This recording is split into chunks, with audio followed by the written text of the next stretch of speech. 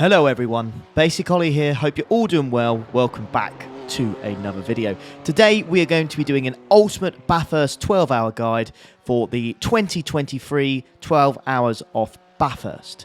Now we'll go through the basics, and my whole plan for this guide is to give you as much detail as I can, but also kind of keep it understandable so we don't go into too much detail that it just blows your brain.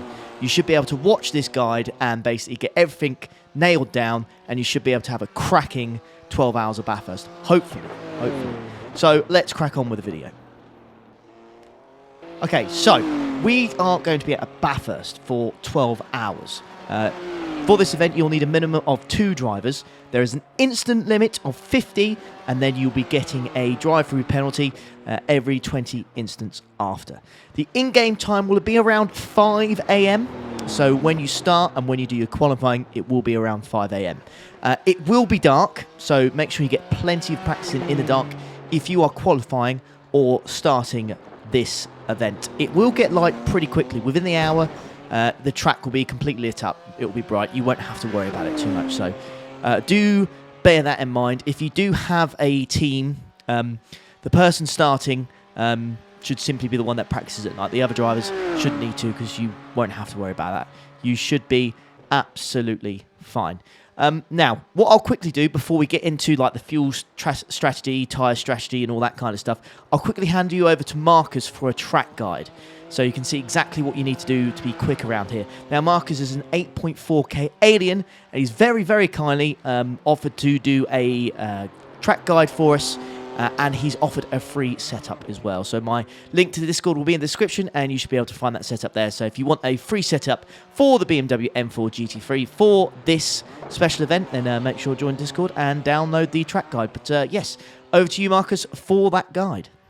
My name is Marcus, I have over 8,000 iRating, and I'm going to be guiding you around a lap at Bathurst in the BMW GT3. For the first turn, you want to brake just before the 50-meter board down to second gear. In this corner, the exit is really important, so you're aiming for a semi-late apex and a really early throttle point. Going down the straight to turn 2, you're looking for this bit of tarmac as a braking point for turn 2. Braking down to third gear and bleeding off the brakes to get the car rotated. As we go up the mountain, you want to peak at around 50% pressure, and don't go too wide on the entry as the corner cambers out. Go as early on throttle as you can and as close to the walls as you feel comfortable with. Avoid this curb here, as it will bounce you offline. This next section is flat but really slidey if you aren't smooth with your steering. Change up to 5th gear and avoid this curb here, as it will also bounce you offline. Slight tap on the brakes as we stay in 5th gear for skyline and keep our steering smooth. Now we start the downhill part of the mountain, and this part of the track takes a lot of practice and a lot of car control to do fast. My best advice here is to use the active reset in your practice sessions, as this is the sort of situations that it's really useful for. Braking a tiny bit at the top of the mountain, we slowly increase our brake pressure and slowly go down the gears to keep the car stable. Hugging the inside of the wall to the right and turning in early to the left, as the car will lose a lot of grip as we go into the dipper. In the dipper, you want to go early on throttle as you regain the grip in the compression and get as close to the walls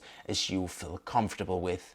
This track is insane. Into Forest Elbow, we brake a little bit early so we can bring our car over to the right side of the track and get an optimal line into this corner. Second gear, and really importantly here, as early on throttle as possible as you have a long straight coming up. The track goes downhill next straight, which means you gain super speed into the chase. This is a good overtaking opportunity as you want to brake just before the 100-meter board down to third gear, and make sure you don't compromise your exit too much. Braking into the last corner, I use this bit here on the pit entry as a braking marker. Braking down to second gear, avoiding the curb and getting a phenomenal exit to end your lap at Bathurst. If you want a lap guide where we go way more in detail about this, I've uploaded that to my channel. On top of that, Ollie has sent the setup I used to set this lap in his community Discord, free for anyone to use. Thanks for having me on. All right then, awesome stuff, Marcus. Thank you very, very much. And I'm sure if you listen to Marcus there and all his little tips and tricks there as you go around the Bathurst track, you will be absolutely fine and you will be flying. Okay, right. So, as I was saying earlier, the first stint, it will get bright by the end of it, so apexes should be much easier to spot. Track temperature at the start will be around 20 degrees, but when this sim date is, when it's done, this race, it is set in February, which is in the summer, I believe, in Australia. So it will get hot, and it will get hot quickly.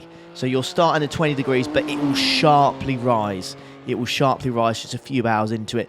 And honestly, I would expect to reach 50 degrees plus in most, if not all of the sessions. So do be wary. Tyres are going to be absolutely critical in this. So if you are in the car from, say, about 11 AM onwards, you must look after those tyres. A full stint here can last the hour. So, you know, making the tyres last an hour here in, 55-degree track temp or whatnot, it's going to be savagely difficult. So please, please, please do try and look after your tyres if you can. It will be vitally important. But yeah, once you've got around, say, about 2 or 3 o'clock, temperatures will have peaked, and around past 3 o'clock, temperatures will start to drop again. It won't drop drastically. It'll be quite a slow drop. I imagine by the end of the race, you'll be maybe kind of mid-30, low 30-degree track temp. So it will feel like a big relief, and it will feel much better than when it was in 55 degrees. But I don't believe you'll get anywhere near the 20-degree mark. I could be wrong, of course, but this is just looking at the data that I have.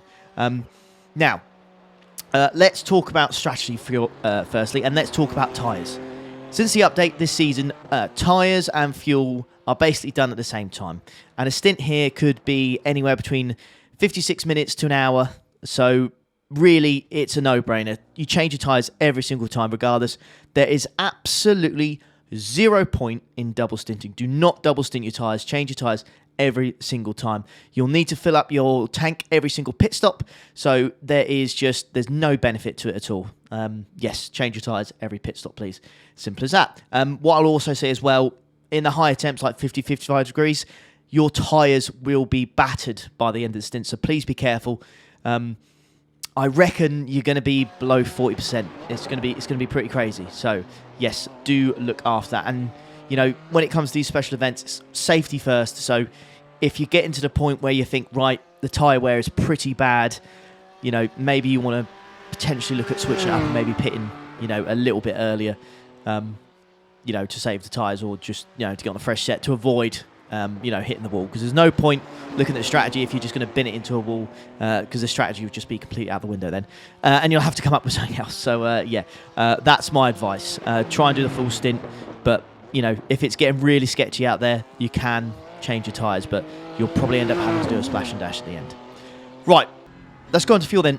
Fuel for endurance racing is always it's just the pinnacle. It is so, so important. Anything like a 12-hour like this can make a huge difference. So, my example here is the BMW M4 GT3. Okay, now when I was doing my push laps in peak temperatures, okay, my average lap time was around 2:05 flat. Okay, this is just in practice. And a quick note actually to say this video is done before the BOP, so it might slightly change. Okay, so the BMW has 103 litres. Now, if we look at that 103 litres with an average lap time of 2 minutes and 5 seconds, it is extremely close to doing 29 laps. Now, 29 laps gets you the hour mark. Okay, so remember that 29 laps would get you the hour mark if you're doing, average of 2 minute 5s or slower. You will get to that hour mark. Okay, if you do 28 laps, you will not get there, or 27. So 3.53 is what you want. Now 3.53 was what I was getting with a push, so you should be okay. Now if you did a little bit of fuel saving, so i.e. just braking 50 meters before a big braking point, saying to turn 2, or the end of the back straight, you should easily save enough fuel there. I was doing it when I was saving was 3.43 litres per lap. And if you do even extra saving, so again another 10 meters on top of that, really another 10-20, I was averaging 3.37, so it made quite the difference. And again, that did get me to the hour mark. If you do not get to the hour mark, you will have to splash and dash at the end. Okay, there's no ifs or buts. You will have to splash and dash at the end. Okay, so please do remember that. All right. One thing I will say is you do not want to be doing 26 laps. 26 laps equals another pit stop, another full pit stop. So do not do 26 laps. Okay. 29 is what you want for the full hour mark. Please do remember this. Okay. But yes. So we've got tyre, we've got fuel, we've got the car that we've been looking at. We've got the track temperatures. I want to again emphasize this, as you go through the race, your times, lap time wise, will vary quite a bit. You'll be quick at the start, but you'll get slower until about 3 p.m. where you'll start getting fast again. So the average lap time, do keep an eye on that. It will make a difference. Obviously, you can look at your relative and see what fuel you're using. You know, and I'm sure hopefully you've got a spotter or a teammate that can calculate that for you. But yeah, to summarise, if you're going to be using the car like the BMW M4 GT3 with 103 litres, all right, you want to do 29 laps. Fuel usage of 3.53 or less. That is the absolute minimum. Now, if you're using a different car, again, like the Audi, I would say, let's say it's got 100 litres of fuel in the tank instead of 103. Just do the calculations again, and you've got to try and get to the hour mark. So look at your average lap time, how much fuel's in the tank, and what fuel you're using per lap. This is absolutely crucial, okay? Now, I can't do the calculations for you because your average lap time and your fuel will be different. I've just given you an example of what mine is, and hopefully that is enough, and it's not giving you too much information. You're scratching your head going, what the hell is he talking about? How the hell do I do that? But fingers crossed, okay, this guide has been giving you the information you need for this 12-hour, but also at the same time, it's been quite easy to follow because I don't want to absolutely pummel you with information. So quick thing again, we'll go over it, just a quick overview of everything. This is 12 hours of Bathurst, all GT3 cars available. They will be bopped before the event, so when this video's out, if you're watching it after Monday, I believe, the bop will be out. Track length is 12 hours, minimum of 2 drivers. Instant limit is 50, you get 20 after that. In-game start time is around 5 a.m. Get the person who is qualifying or starting to do some night driving just to make sure. Marcus will have a more in-depth track guide below. If you want to check out his channel, he'll show exactly what you need to do. Track temps will start around 20. They'll get really high. Expect 55 degrees or even more. Expect it to get high. And be very, very careful on your tyre wear, okay? Be very, very careful indeed. Tyres don't go into the strategy at all. It's absolutely fine because you change every time. Fuel is the important thing. You want to aim for the hour mark if possible. It will save you a pit stop, so please do be aware of that. Also, the person who's starting, they will have to do an outlap. It's not that long, but it will, you know, it will make you have to alter how much fuel you're using. So maybe fuel saving wise, you want to get to 3.50 instead of 3.53 just to be safe. But again, that's just in the BMW. Yeah, hopefully that's absolutely covered anything. If there's anything else you need to know, please let us know. Like I said earlier, Marcus has made a really good setup for the BMW M4. So if you want to use that, join the Discord and I have the setup for you there. You can literally just download it completely free, no charge, and fingers crossed you can use it and it'll be an absolutely brilliant setup for yourselves. But thanks very much for watching. I wish you the best of luck with your Bathurst 12-hour and hopefully you don't get yeeted. And we'll see you for the jump at the end of it. But take care, everyone.